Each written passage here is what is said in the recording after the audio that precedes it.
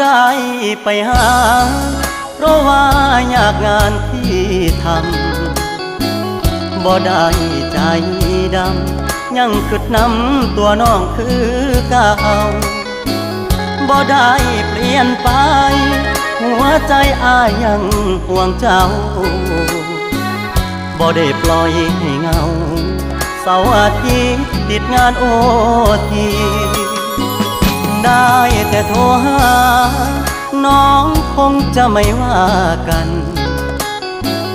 บ่เคยเปลี่ยนพันสัญญาหากมันคนดีบ่ได้กักมีกิ๊กบ่ได้หลีกสัญญาที่มีย้อนงานยุ่งอีหลีคนดีอย่าเครียดอายเด้อขอหาสุมือเจ้ามาคือน้อยใจเฮ็ดหยังหยุดงานวันวางจะเดินทางเพื่อไปพบเจอ